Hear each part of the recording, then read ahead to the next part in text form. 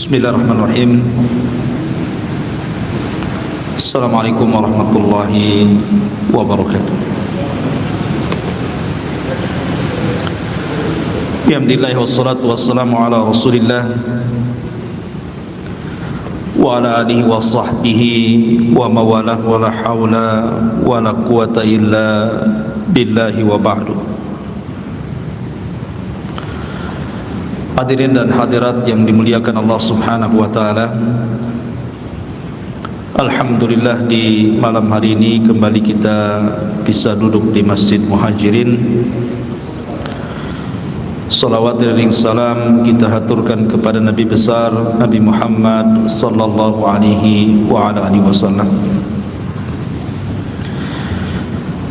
Kita lanjutkan kajian kita, masih membahas tafsir singkat dari surah Al-Baqarah, dan kita masuk pada ayat ke-17.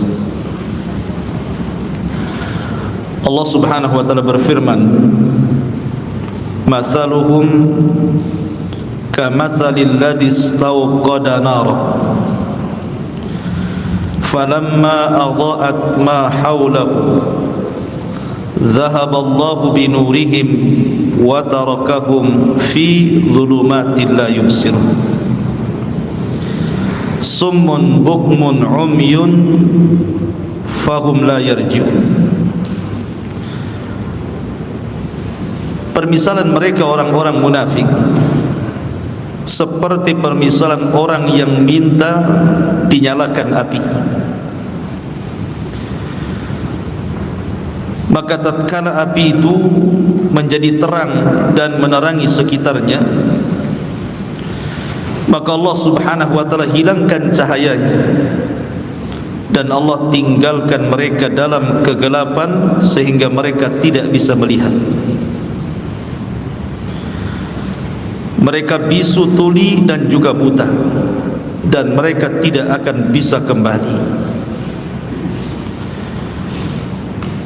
Ma'asyiral muslimin yang dimuliakan Allah Subhanahu wa taala, ayat ini masih menjelaskan tentang watak dan sifat orang munafik. Dan di sini Allah Subhanahu wa taala ingin menjelaskan soal permisalan orang-orang munafik. Dan permisalan dalam Al-Quran itu banyak,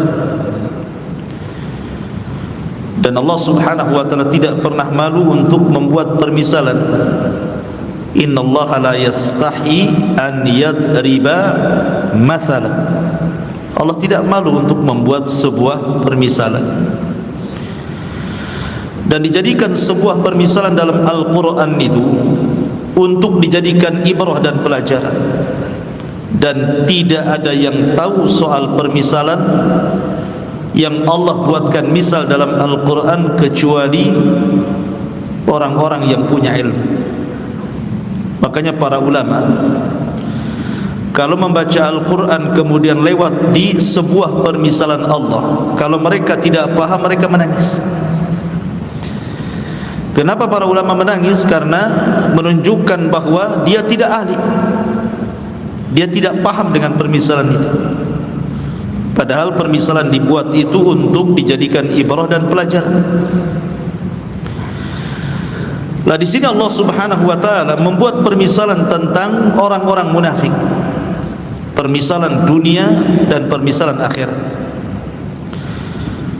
Dan di sini Allah buat dua permisalan. Pertama permisalan nariyah, permisalan api. Yang kedua permisalan ma'iyah, permisalan air. Jadi Allah membuat permisalan orang munafik dengan api dan dengan air. Seperti apa permisalan dengan api dan dengan air itu? Di sini Allah mengatakan masaluhum kamathalil ladzi istawqada nar. Permisalan orang-orang munafik itu seperti permisalan orang yang meminta dihidupkan api.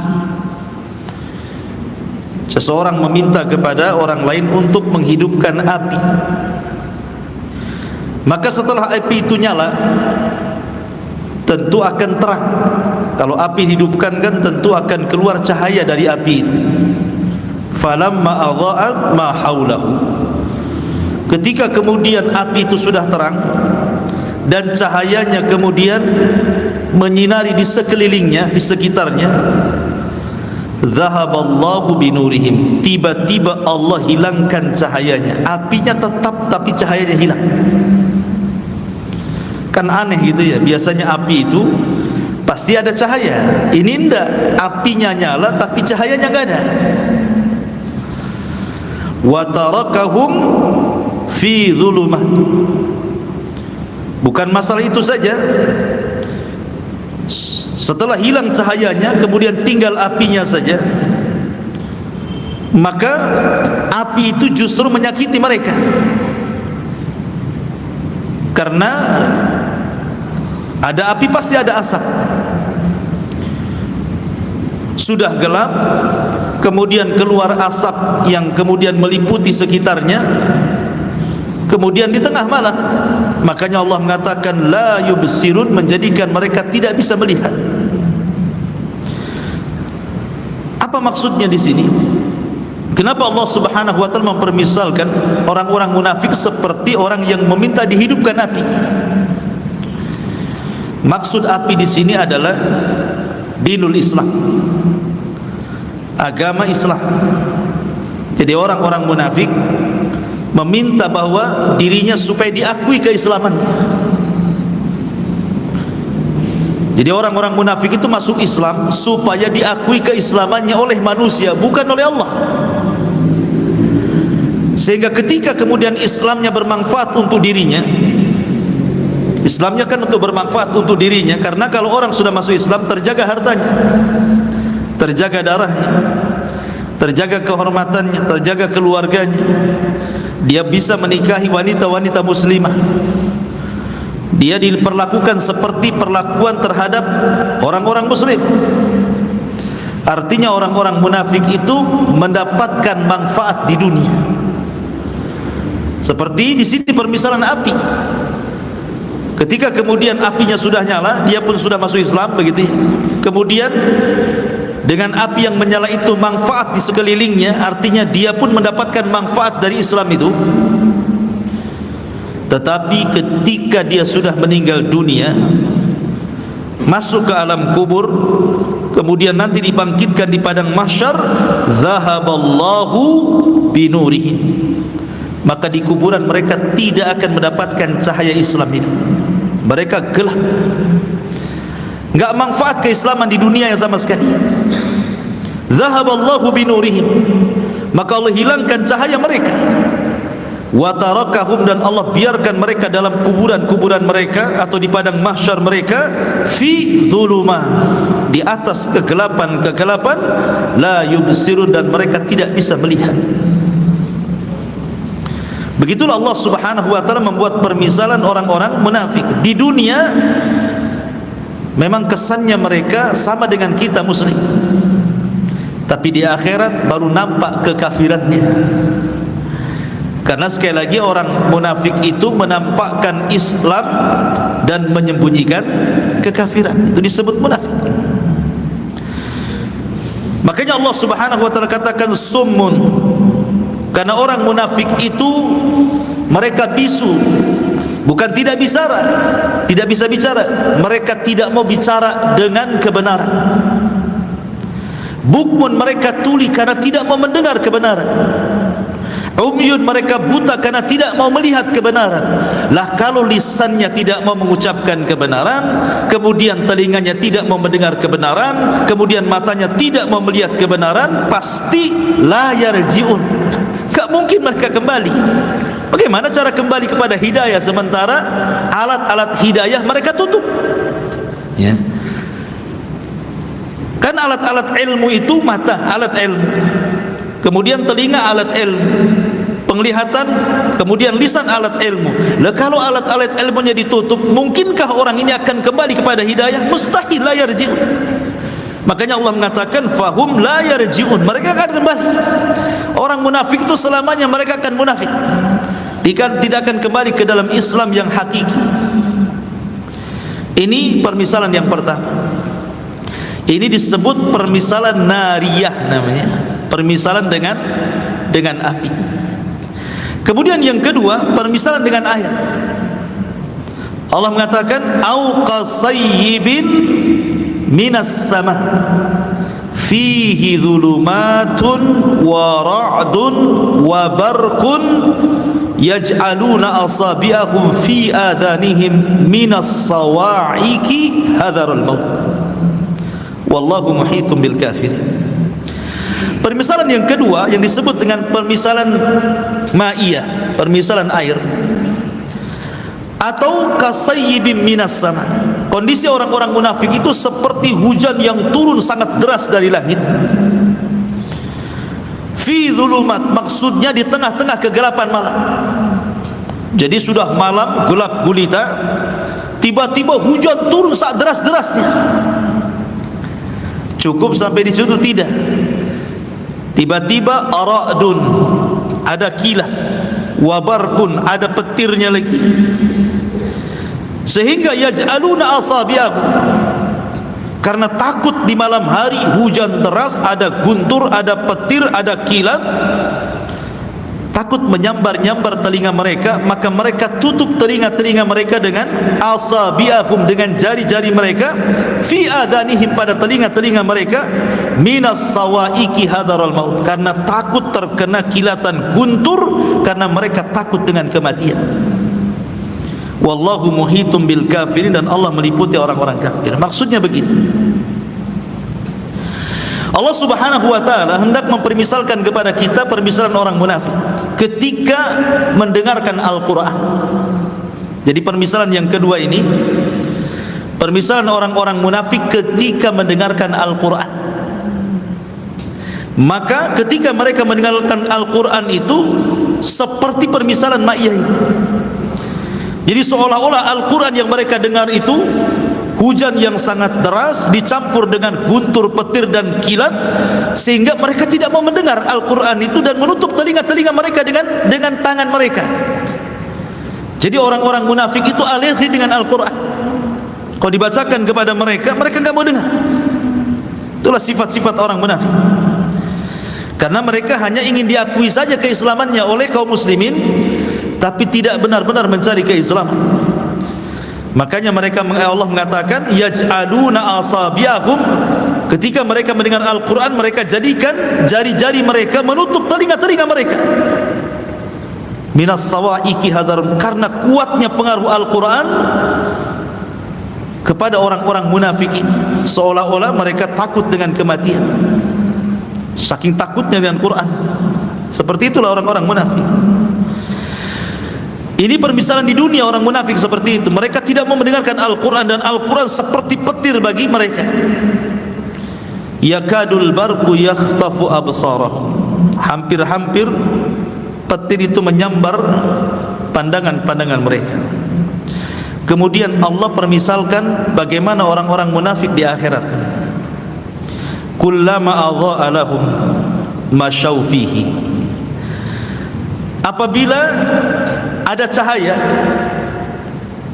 maka mereka mulai berjalan. Wa idza adlama, tapi kalau cahayanya hilang, alaihim qamu, maka mereka berhenti. Walau sya'allahu la dhahaba bisam'ihim wa absarihim, kalau Allah mau, Allah akan hilangkan pendengaran dan penglihatan mereka. Innallaha ala kulli syai'in qadir, sesungguhnya Allah atas segala sesuatu maha mampu. Jadi ketika Allah subhanahu wa ta'ala mengumpulkan manusia di padang mahsyar, dan Allah katakan wasiqal ladzina kafaru ila jahannama zumar, orang-orang kafir tidak sempat melewati titian siratal mustaqim, langsung digiring ke jahannam, dimasukkan ke jahannam. Itu orang kafir. Sehingga ketika orang-orang kafir sudah digiring, wasiqal ladzina kafaru ila jahannam zumara, maka yang tersisa hanya dua kelompok, orang-orang yang beriman dan orang-orang munafik. Kenapa mereka tidak seperti orang-orang kafir langsung dimasukkan ke dalam jahannam? Kenapa mereka kemudian dikumpulkan dengan orang-orang yang beriman? Karena zahirnya mereka orang-orang beriman masalahnya. Makanya mereka dikelompokkan di situ, dan mereka diberikan kesempatan untuk menyeberang. ketika mereka hendak menyeberang, Allah berikan macam-macam orang itu cahaya sesuai dengan amalannya di dunia. Ada cahayanya terang banget dia, ada cahayanya tidak terang, ada cahayanya redup, ada cahayanya kadang terang kadang redup. Dan ketika meniti titian siratal mustaqim, ada yang seperti kilat, tahu-tahu sudah sampai di ujung. Ada yang seperti orang yang memacu kuda balap, tahu-tahu sudah di ujung. Ada orang yang seperti lari kencang, tahu-tahu sudah di ujung. Ada orang yang kemudian berjalan santai, ada orang yang kemudian merangkak, terkadang hampir jatuh tapi kemudian sampai juga. Tapi ada juga yang Allah takdirkan harus terjun ke jahanam. Lah orang-orang munafik ini Allah Subhanahu wa taala berikan cahaya kecil. Terkadang cahaya itu menyala, terkadang cahaya itu padam. Ketika cahaya itu menyala, kullama adha'a lahum masyaufi. Jadi ketika mereka naik di titian siratal mustaqim itu, kalau cahayanya muncul, mulai mereka berjalan. Tetapi wa idza adlama alaihim qam. Ketika cahaya hilang, berhenti dia. Kata para ulama tafsir, seandainya orang-orang munafik itu mampu melewati sepertiga saja, jangan 2/3, sepertiga titian siratal mustaqim, tentu dia akan diseberangkan ke surga. Artinya bahwa berdirinya orang munafik di titian dengan berjalannya itu lebih banyak berdirinya, lebih banyak berhentinya dibandingkan jalannya gitu. Anda bisa bayangkan ya. Sebab kalau seandainya sepertiga saja titian dia bisa melewati, tentu diseberangkan ke surga.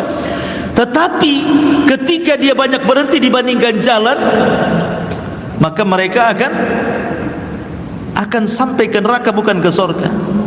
Sehingga orang-orang munafik itu kan kebiasaan di dunia suka menipu. Orang-orang munafik itu kan ciri-ciri yang paling nampak adalah idza haddatsa kadzab, apabila bicara dusta. Dia suka menipu orang. Idza laqul ladzina amanu qalu amanna wa idza khalau ila syayatinin qalu inna ma'akum innama nahnu mustahzi'un. Kalau berjumpa dengan orang yang beriman, oh aku ni kawan kalian. Tapi kalau berjumpa dengan orang kafir, saya juga kawan kalian. Jadi orang munafik itu sama orang yang beriman berdusta, sama orang kafir pun berdusta. Di tengah-tengah dia. Makanya orang munafik itu terkenal orangnya orator, alimul lisan, pandai diplomasi. Makanya Rasul mengatakan, innama akhwafa ma akhafu alaikum munafikun alimul lisan.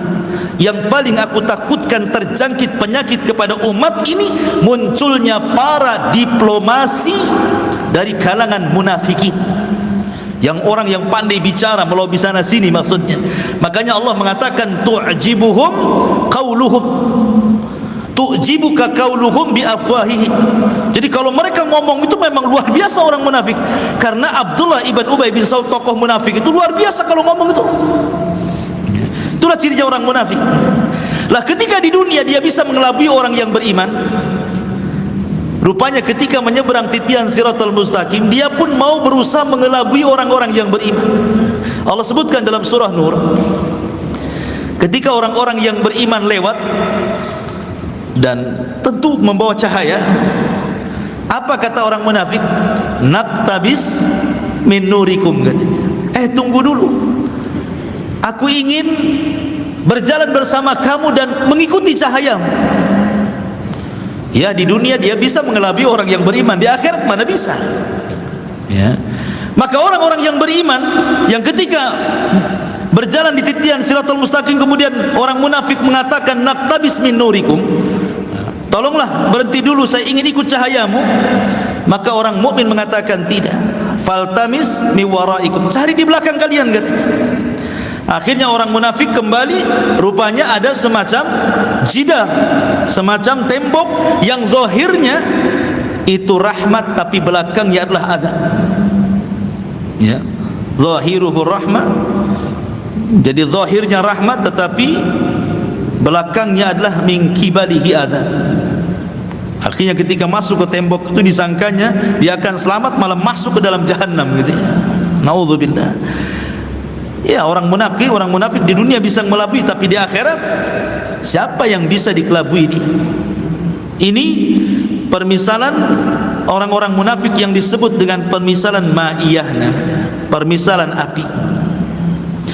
Kemudian setelah Allah Subhanahu wa taala menyebutkan sifat-sifat orang yang beriman, kemudian menyebutkan sifat-sifat orang kafir, kemudian menyebutkan sifat-sifat orang munafik, maka Allah tutup ayatnya, ya ayyuhan nas ubudu rabbakumul ladzi khalaqakum walladzina min qablikum la'allakum tattaqun alladzi ja'ala lakumul arda firashan was samaa'a binaan wa anzala minas samaa'i ma'an fa akhraja bihi minats thamarati rizqan lakum fala taj'alu lillahi andadan wa antum ta'lamun. Wahai manusia, manusia ini mencakup mukmin, kafir, munafik. Wahai manusia, seolah-olah ingin mengatakan, hei orang yang beriman, hei orang kafir, hei orang munafik, begitu.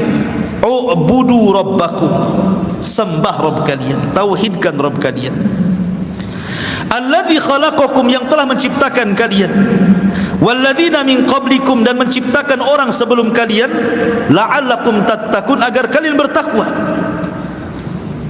Kenapa kita harus menyembah Allah Subhanahu wa taala? Karena alladzi ja'ala lakumul arda firasha, karena Allah yang telah menjadikan bumi ini terhampar untuk kalian. Was samaa'a binaa, dan menjadikan langit itu bangunan sebagai atap kalian. Wa anzala minas samaa'i ma'an, dan Allah turunkan dari langit itu air. Fa akhraja bihi minats thamarat, maka Allah keluarkan dengan air itu berbagai macam thamarat, buah-buahan, rizqan lakum, sebagai rizki bagi kalian. Fala taj'alu lillahi andadan wa antum ta'lamun, maka janganlah kalian menjadikan bagi Allah tandingan-tandingan jikalau kalian mengetahuinya.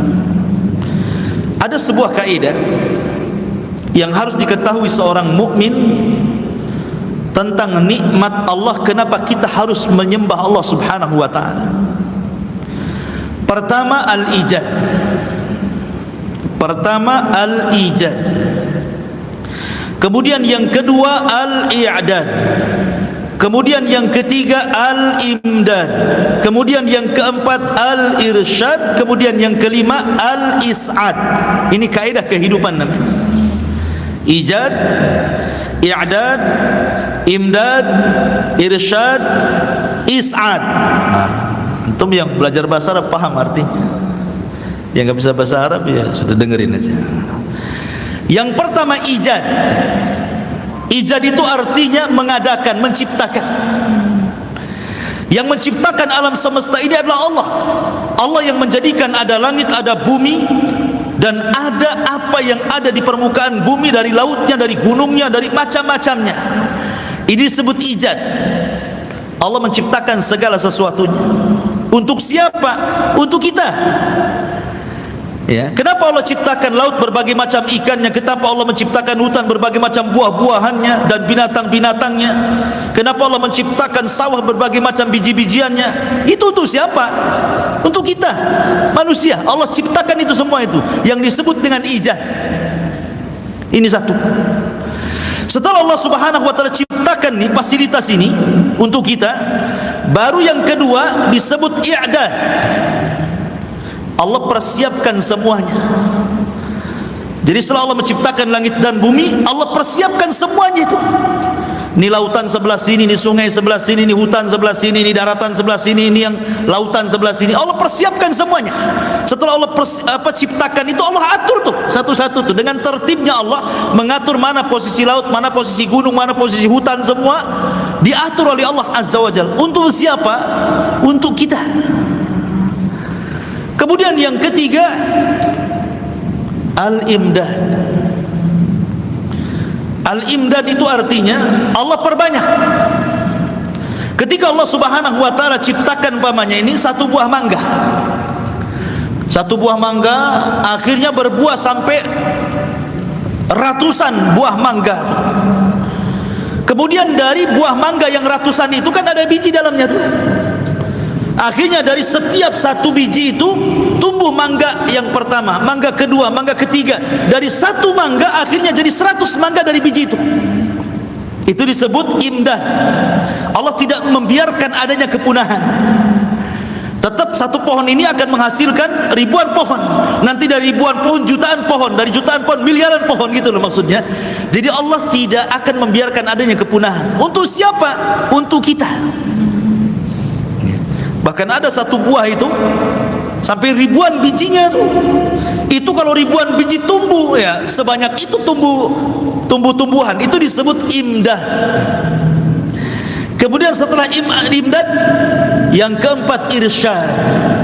Allah ilhamkan kepada kita.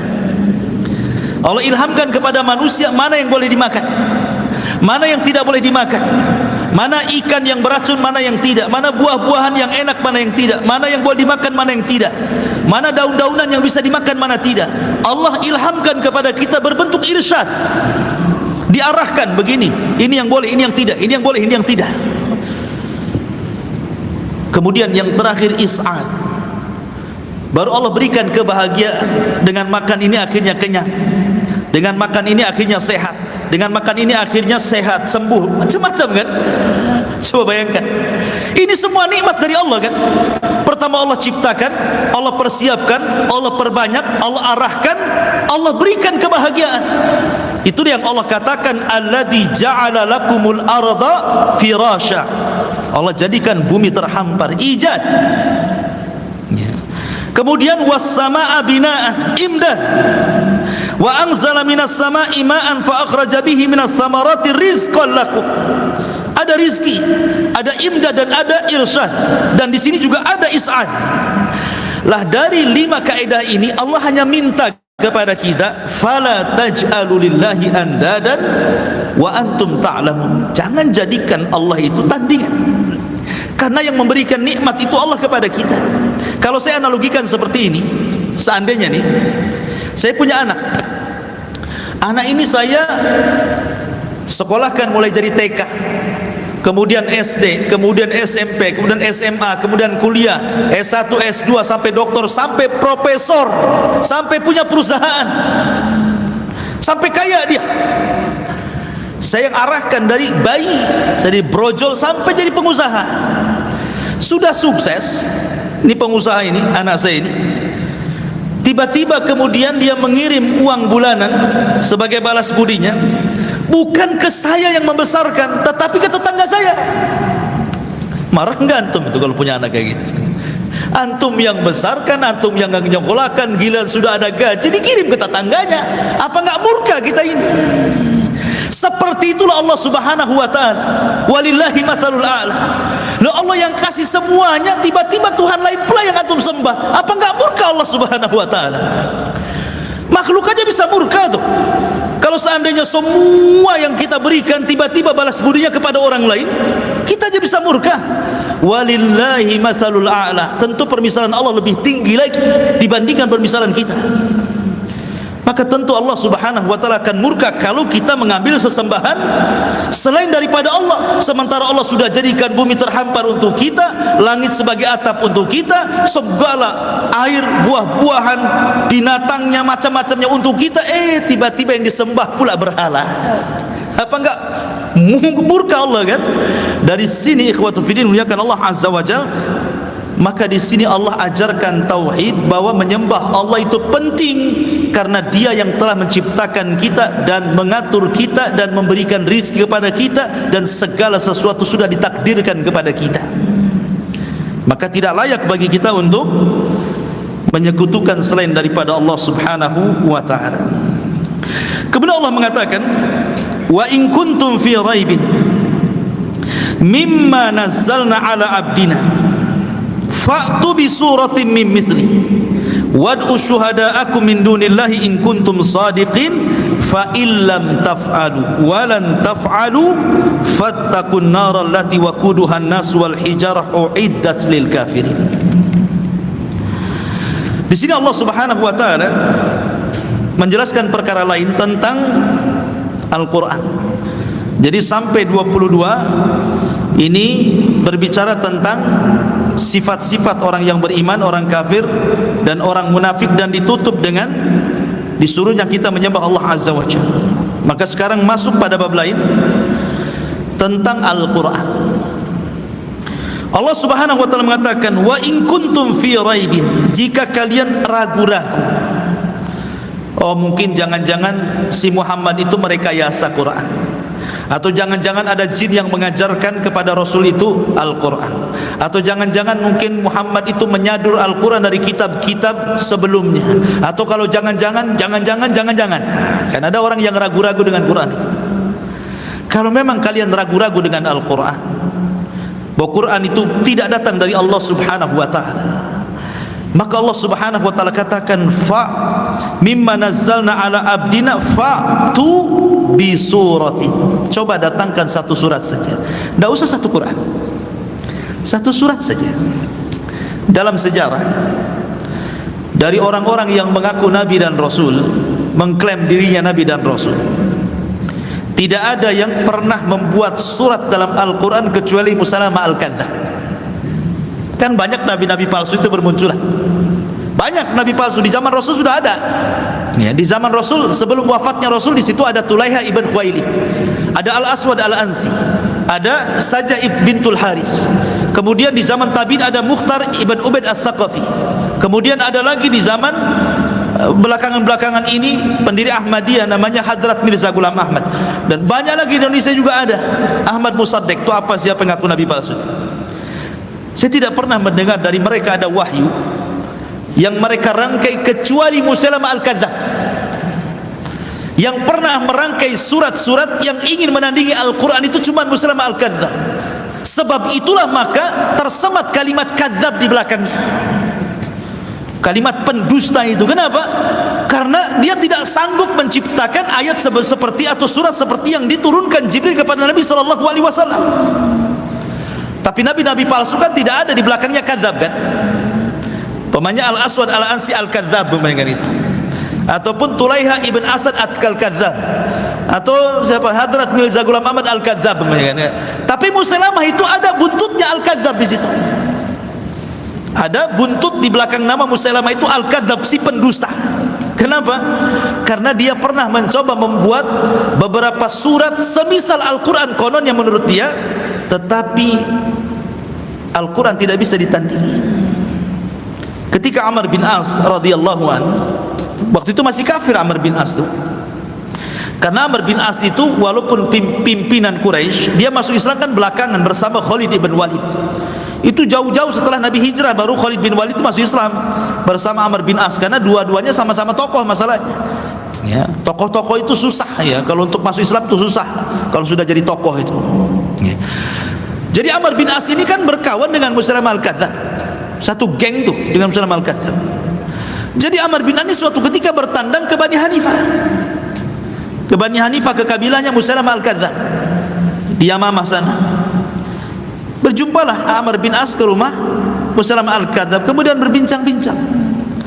Jadi Musailamah Al-Kadzdzab ngomong sama Amr bin As itu, ya Amr, kau kan tetangganya si Muhammad, kira-kira surat yang terakhir turun kepada dia itu surat apa coba? Karena orang Arab biasa menghafal syair, apalagi surat-surat pendek. Banyak orang-orang kafir yang hafal surat-surat pendek. Banyak orang Islam tak hafal pula surat-surat pendek. Ini orang-orang kafir nih banyak hafal surat-surat pendek karena terbiasa menghafal syair masalahnya. Karena Quran itu disangka syair sama orang-orang itu. Kata Amr bin As, ya, aku mendengar yang terakhir, maksudnya yang paling akhir yang ku dengar dari lisan si Muhammad itu, kata Amr bin As, adalah suratul Fil. Kemudian dibacakannya, alam tara kaifa fa'ala rabbuka bi ashabil fil alam yaj'al kaidahum fi tadlil wa arsala alaihim tayran ababil tarmihim bi hijarati min sijil faja'alahum ka'asfin ma'kul. Kata, ini yang terakhir aku dengar, kata Amr bin As. Kata Musailamah Al-Kadzdzab, oh, aku pun diturunkan kepadaku suratul Fil, surah yang sama, namanya suratul Fil juga. Kata Amr bin As, coba perdengarkan suratul Fil. Dia mengatakan, al-filu wa ma adraka mal filu lahu khurtumun tawilun wa adhanun dhailun ila akhir ayat. Ngaco lah itu. Gajah, tahukah kamu gajah? Gajah itu punya belalai panjang dan kuping yang besar. Memang benar, emang gimana kok mensifati gajah? Coba. Apa maknanya? Memang gajah seperti itu. Al-filu wa ma adraka mal fil, gitu. Gajah, tahukah kamu gajah? Lahu khurtumun tawil, punya belalai panjang. Ya memang punya belalai panjang kan? Wa adhanun dhail, dan telinga yang besar melambai. Aku disebutkan dalam riwayat, dia mengatakan kalau si Muhammad itu turun padanya suratul Fil, maka turun semalam Jibril kepadaku suratul Difda, katanya. Ini aneh lagi, suratul Difda. Ya Difda binta Difda aini niki mata niki fa inna a'laki fit tini wa asfaluki fil ma'i. Ya Difda binta Difda aini, wahai kodok, putra dari ibu bapak kodok, katanya. Niki mata niki, silahkan mengodok, karena paling tinggi hidupmu di tanah dan paling rendah hidupmu di air. Ini Amr bin As ini kan masih kafir ya, masih kafir dia. Tetapi orang Arab itu menganggap dusta itu aib masalahnya. Ingat, orang jahiliyah itu, sejahil-jahiliyahnya orang jahil, tapi orang yang berdusta itu aib. Bagi mereka aib. Makanya orang Arab itu jarang berdusta walaupun jahiliyah. Bedanya kalau kita ini suka dusta padahal muslim, ya kan? Orang jahiliyah itu menganggap aib. Makanya Amr bin As langsung mengatakan, wallahi ya Musailamata fa inni ra'aituka kadziban. Demi Allah, wahai Musailamah, aku tidak melihat engkau ini kecuali seorang pendusta, katanya. Padahal sama-sama kawan itu, sama-sama musyrik. Tapi Amr bin As mengatakan, wallahi inni ra'aituka lakadziba, engkau ini pendusta, aku benar ini enggak, itu karya-karya kamu aja itu, katanya. Kau yang rangkai-rangkai, katanya. Itu Amr bin As mengatakan seperti itu. Artinya dari sini bahwa sekelas Musailamah al-Kadzdzab, seorang ahli syair saja tidak bisa merangkai Al-Quran, apalagi orang yang tidak pandai merangkai syair, apalagi orang yang tidak tahu bahasa.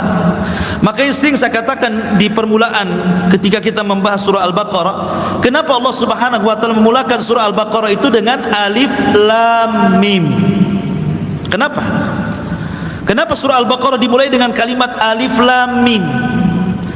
Seolah-olah Allah ingin mengatakan Quran ini terangkai dari alif, ba, ta, sa, jim, lam, kha, ha sampai ya, gitu ya. Sebagaimana Quran terangkai dari huruf lam, alif, mim, dan begitu seterusnya dari huruf hijaiyah, kau rangkai juga Al-Quran dari huruf-huruf itu, kalau kau sanggup. Ini huruf-hurufnya sudah ada, huruf hijaiyah itu alif sampai ya.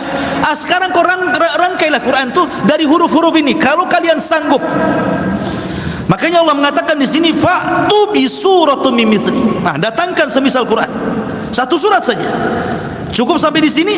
Wad'u syuhada'akum, kalau perlu undang syuhada'akum, penolong-penolongmu, kumpulkan, mau malaikat, mau jinnya, mau manusianya, mau profesornya, mau orang jahilnya, kumpulkan semuanya satu alam semesta ini kalau kalian sanggup. Dibayangkan, kumpulkan malaikatnya sekali, kumpulkan jinnya sekali, kumpulkannya manusia sekali, kumpulkan orang cerdas sekali. Fa'tu bi suratim min mithli, datangkan semisal Al-Quran. In kuntum shadiqin, kalau kalian memang benar kalian sanggup membuat Al-Quran. Maka Allah bantah, fa illam taf'alu, jika kalian tidak sanggup melakukan, walan taf'alu, dan tidak akan mampu melakukannya, fattaqun nar, maka takutlah kepada neraka, allati waquduhan nas, yang bahan bakarnya manusia, wal hijarah, dan bebatuan, uiddat lil kafirin, dan itu sudah disiapkan bagi orang-orang kafir. Dari sini menunjukkan bahwa Al-Quran adalah mukjizat yang datang dari Allah Subhanahu wa ta'ala. Tidak ada yang sanggup merangkai seperti Al-Quran. Kemudian Allah Subhanahu wa ta'ala berfirman, wa basyiril ladzina amanu wa amilus salihati anna lahum jannatin tajri min tahtihal anhar kullama ruziku minha min thamaratir rizqan qalu hadzal ladzi ruzikna min qablu wa utubihi mutasyabiha wa lahum fiha azwajun mutahharatun wa hum fiha khalidun. Dan berilah kabar gembira kepada orang-orang yang beriman dan beramal saleh bahwa bagi mereka sorga-sorga. Sorga itu bukan satu, karena Allah menggunakan jamak di sini, sorga, sorga, ya, karena sorga itu memiliki tingkatan-tingkatan. Syekhul Islam Ibnu Taimiyah rahimahullahu taala ketika memberikan catatan kepada hadis Nabi sallallahu alaihi wasallam bahwa para penghafal Quran, orang-orang yang punya perhatian Al-Quran di dunia, maka akan dipanggil di sorga di hadapan Allah Azza wa Jalla. Kemudian Allah Subhanahu wa taala akan berfirman kepada orang yang mencintai Quran ini, Iqra wartaq warattil kama kunta turattil fid dunya fa inna manzilataka inda akhiri ayatin taqra'uha. Baca, naiklah, karena di sorga itu nanti manusia diberikan raf-raf. Raf-raf itu sayap di belakang sini sehingga bisa terbang, ya. Jadi di sorga itu bukan kayak di bumi. Kalau di bumi itu kan kita merayap di bumi, binatang-binatang yang disebut dengan binatang melata yang merayap di bumi. Di sorga nggak ada binatang melata itu. Di sorga itu tidak ada binatang yang merayap kayak kita di bumi, itu tidak ada. Bahkan manusianya juga tidak merayap di bumi. Di sorga itu semua terbang. Dan itu digambarkan dalam Al-Quran ketika Allah Subhanahu wa ta'ala menceritakan tentang makanan ahlu sorga. Allah mengatakan tayran mimma yashtahun, tayran mimma yashtahun. Jadi makanan di sorga itu, binatang di sorga itu diistilahkan tayr. Tayr itu artinya burung, terbang. Tayr itu artinya terbang. Burung kan terbang, maka disebut tayr. Kalau pesawat disebut tairah namanya. Pesawat terbang disebut ra'aitu ta'irata yatir. Aku melihat pesawat terbang gitu ya. Burung itu ta'irah, tayr, ya. Jadi artinya binatang sorga itu kata para ulama tidak ada yang merayap kayak di bumi melata, tidak, semua disebut tayr, ya. Walahmi tayrin mimma yashtahun, dan daging binatang yang terbang yang kalian sukai, itu maksudnya.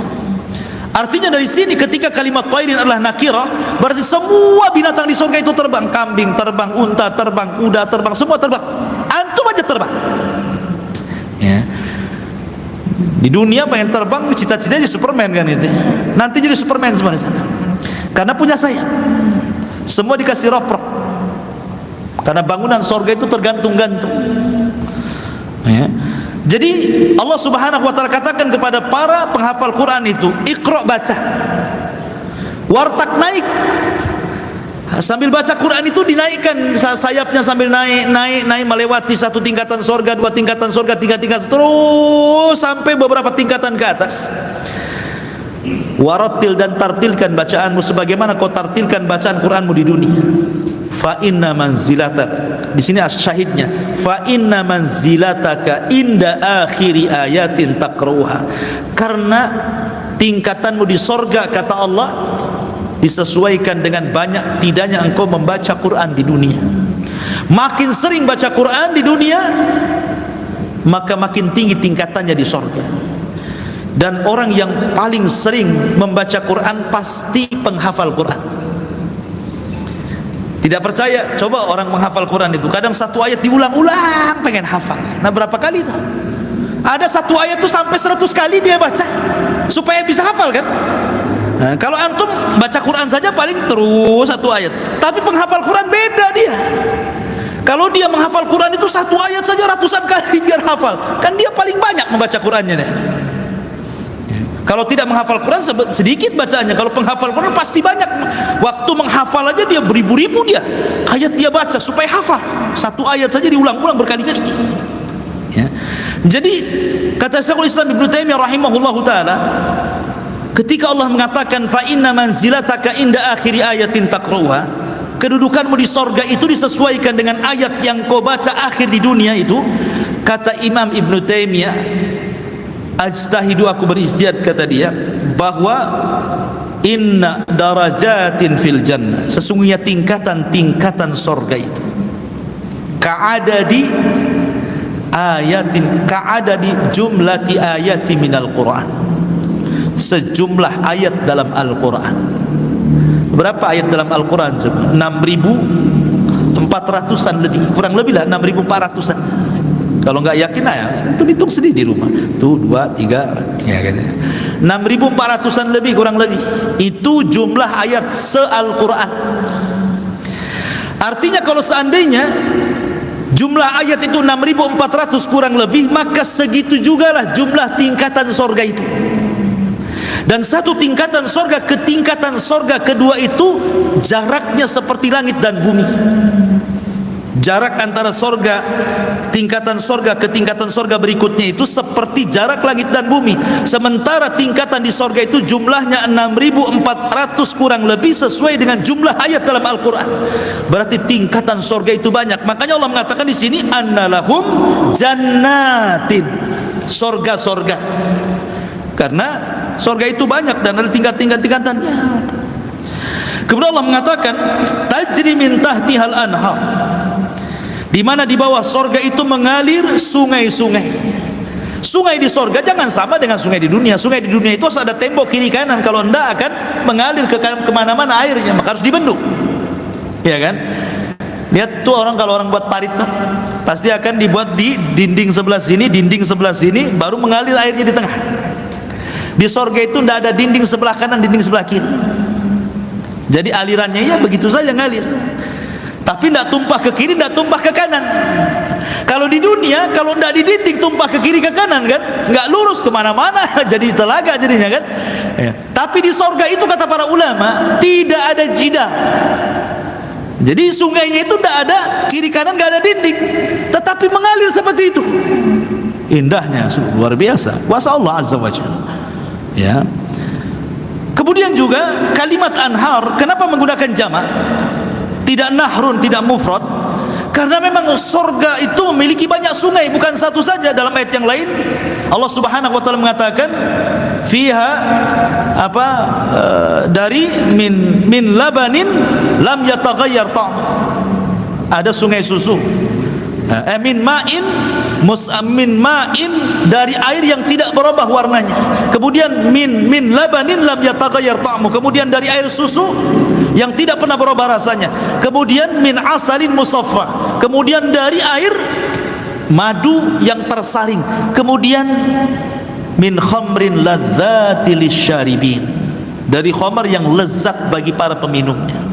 Jadi ada 4 aliran air yang memang khusus bagi penduduk surga. Pertama, air bersih. Di dunia cari air bersih kayak depan saya ini harus beli. Gak bisa kita cari air bersih di dunia ini beli. ATB aja kita bayar, ya kan? Di dunia tuh cari air bersih setengah mati. Kalau nggak bayar, datang ke Jabal Uhud, di situ ada telaga biru. Antum ke situ setiap hari bawa jerigen. Siapa mau ke telaga biru bawa jerigen berkilo-kilo masuk ke hutan? ATB dialirkan, bayar kita sama ATB. Di dunia lo cari air bersih bayar. Ya.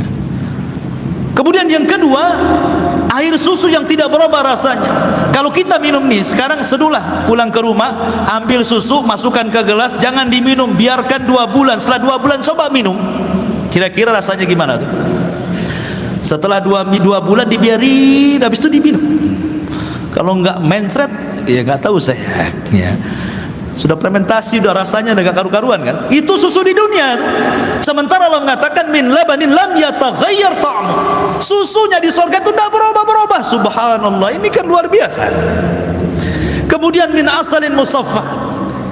Kalau kita ingin madu gitu kan, kita harus memeras dulu, harus manjat dulu, berperang dulu sama tawon. Kalau mau yang sudah bersih harus beli, masalahnya kan gitu. Di surga min asalin musaffa, sudah tersaring, sudah tinggal nyiduk saja gitu maksudnya. Yang lebih hebatnya min khamrin ladzati lisyaribin, dari khamar yang ladzat. Maksudnya ladzat tuh kalau khamar di dunia ya, kemudian kita minum, paling rendah sakit kepala dia kalau baru minum, ya kan? Paling tinggi ya tidur disolokan lah itu ya. Apa dia ngomong ngeracok kemana-mana. Pasti orang khamar di dunia ini kalau sudah mabok, dia mencela orang, dia menuduh orang. Makanya kenapa hukuman orang yang khamar dicambuk itu seperti hukuman mencambuk seorang yang menuduh wanita baik-baik berzina. 80 kali cambukan kan. Dan itu isi aja Umar bin Khattab. Karena orang mabuk ini terkadang diam fitnah-fitnah orang, ngomongnya nggak jelas. Makanya hukumannya disamakan sama Umar bin Khattab 80 kali cambukan. Di zaman Rasul 40, ditambah di zaman Umar 80. Ya. Kenapa demikian? Karena orang mabuk itu ngomongnya nggak jelas. paling rendah ya sakit kepala lah kan. Di sorga itu tak ada sakit kepala. Ladzati lisyaribin, kau diminum tuh lezatnya luar biasa. Itulah khamar. Makanya kenapa Rasulullah SAW mengancam man syaribal khamra fid dunya lam yashrabhu fil akhirah. Siapa yang mabok di dunia jangan bisa mabok kau di akhirat. Enggak akan mabok kau di akhirat, kata Rasul. Ya. Tetapi kata para ulama, apakah hadis ini dipahami zahirnya? Jadi orang yang pernah minum di dunia minuman keras, dia tidak akan minum minuman keras di akhirat, ataukah dia tetap minum? Ulama menjadi dua pendapat. Ada yang mengatakan dilihat zahir hadis ini bahwa orang yang pernah minum khamar di dunia kemudian dia tidak tobat dan mati di atas itu, walaupun dia masuk surga, dia enggak akan dikasih minuman sungai berupa khamar karena sudah pernah diminum di dunia. Itu satu pendapat. Pendapat yang kedua ada yang mengatakan tidak, karena di surga itu semua halal, tidak ada yang haram. Tidak ada di surga itu yang ini boleh diminum, yang ini tidak. Semua boleh di surga itu. Ya. Mana ada ini haram, ini haram? Tidak. Di surga itu semua boleh. Tidak ada yang tidak boleh. Kecuali di zaman Nabi Adam saja itu sebagai ujian, yang lain boleh kecuali satu pohon ini. Tapi pohon ini sudah enggak ada lagi. Ya, pohon larangan itu sudah tidak ada lagi. Kalau semua umat Muhammad sudah masuk surga, tidak ada lagi pantangan untuk mendekati pohon kehidupan yang disebut dengan syajaratul khuldi itu.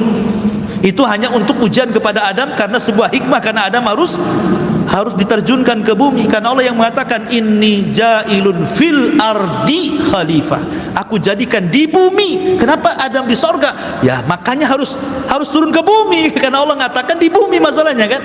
Maka dibuatlah ujian, diciptakanlah pohon, dengan sebab itulah Adam akhirnya ke bumi, dan itu sesuai dengan hikmah Allah. Ya. Taib tajri min tahtihal anhar kullama ruziku minha min thamarati rizqa, setiap kali mereka diberikan rizki dari buah-buahan di sorga. Qalu hadzal ladzi ruzikna min qablu, ini buah yang pernah kami rizkikan sebelumnya di dunia. Wa utubihi mutasyabiha, ada kemiripan antara buah sorga dan dunia. Kata Abdullah bin Abbas ketika mentafsirkan ayat ini, dia mengatakan bahwa kemiripan nama buah-buahan di sorga dengan di dunia itu hanya sekedar asma, lal hakikat. Hanya sekedar nama, kesamaan, kemiripan nama, tetapi bukan hakikat. Nama boleh sama tapi hakikat berbeda, gitu maksudnya. Di dunia ada pisang, di sorga ada pisang. Di dunia ada kurma, di sorga ada kurma. Kemudian di dunia ada delima, di sorga ada delima. Di dunia ada pohon anggur, di sorga juga ada anggur. Begitu seterusnya. Ini hanya kesamaan nama, bukan kesamaan hakikat. Karena hakikatnya sorga itu sebagaimana sabda Rasul, a'dadtu li ibadis salihin ma la ainun ra'at wa la udhunun sami'at wa la khatara ala qalbi bashar. Aku siapkan kenikmatan bagi orang-orang soleh di sorga itu, kenikmatan yang tidak bisa dilihat mata, kenikmatan yang tidak bisa didengar telinga, bahkan terlintas pun tidak bisa karena nikmatnya. Jadi hanya kemiripan nama, bukan hakikat. Walahum fiha azwajun mutahhar, dan bagi mereka pasangan-pasangan yang suci, maksudnya para bidadari. Bahkan ada yang mengatakan satu orang itu diberikan oleh Allah 70 bidadari. 70 bidadari ini, setiap satu bidadari memiliki 70 dayang. Lah 70 dayang ini memiliki 70 pembantu-pembantu lain. Anda bisa bayangkan berapa itu perempuan yang Anda di sekeliling antum itu. 70 bidadari. Sudah jelas bidadari. Di dunia saja kalau orang cantik dibilang bidadari. Kalau laki-laki tampan enggak ada bidadara kan itu. Karena khusus perempuan saja. 70 bidadari ini, setiap satu bidadari dikelilingi oleh 70 dayang. Kemudian 70 dayang, setiap satu dayang dikelilingi 70 pembantu. Berarti 70 kali 70 kali 70, itulah perempuan yang ada di sekeliling antum. Semua halal bagi antum, enggak ada yang haram. Di dunia enggak boleh antum punya pembantu antum gauli. Enggak halal di dunia. Pembantu saja haram bagi antum, kecuali budak, ya kan? Tapi kan tidak ada di Batam ini budak, yang ada budak-budak kecil kan? Itu orang Melayu ya. Jadi di dunia ini semua haram kecuali yang dihalalkan istri kita atau budak kita. Budak tak ada, istri sajalah kan itu. Tapi di sorga itu kita dikelilingi perempuan.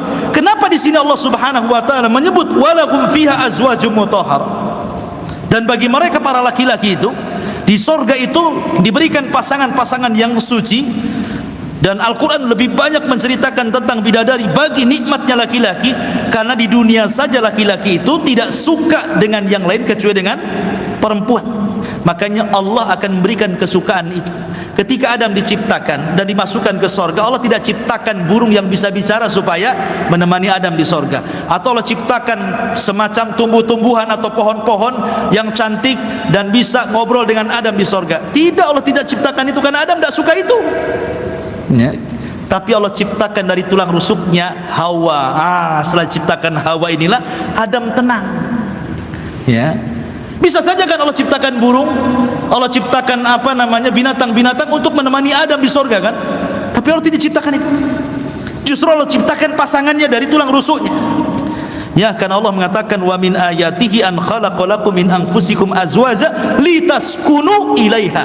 Lihat bahasa litaskunu ilaiha, bukan litaskunu ma'aha. Bukan pakai ma'aha tetapi ilaiha. Nih indahnya bahasa Arab.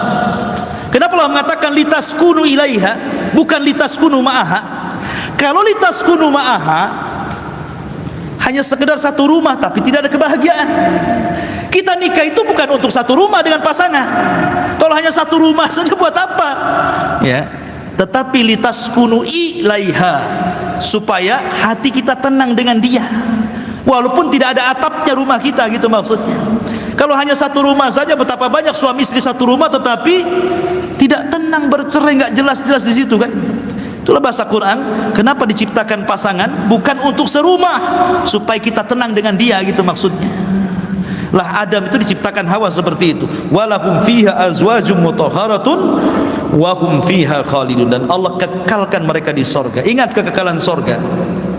Kalau ada yang mengatakan lalu bedanya apa? Kalau sorga kekal, Allah juga kekal. Berarti Allah ada tandingan dalam kekekalan di sini. Tidak. Allah kekal, sebelumnya tidak didahului dengan ketidakadaan. Tapi sorga sebelumnya didahului dari ketidakadaan. Sebelumnya tidak ada sorga, Allah ciptakan sorga. Tapi Allah sebelumnya tidak didahului dengan ketidakadaan. Allah itu selamanya ada. Kemudian yang kedua, yang menakdirkan sorga kekal adalah Allah, dan sorga tidak menakdirkan kekekalan Allah. Kemudian yang ketiga, kekalnya sorga karena kehendak Allah, bukan kehendak sorga itu sendiri. Dari sini tidak sama antara kekekalan sorga dengan kekekalan Allah Subhanahu wa ta'ala. Wa hum fiha khalidun, dan mereka di dalam sorga itu akan dikekalkan. Wallahu alam. Sampai di sini. Baik, sebelum saya tutup silakan kalau ada yang bertanya. Kita tutup dengan doa kafaratul majlis. Subhanakallahumma bihamdika asyhadu an la ilaha illa anta astaghfiruka wa atubu ilaik. Allahu ta'ala. Assalamualaikum warahmatullahi wabarakatuh.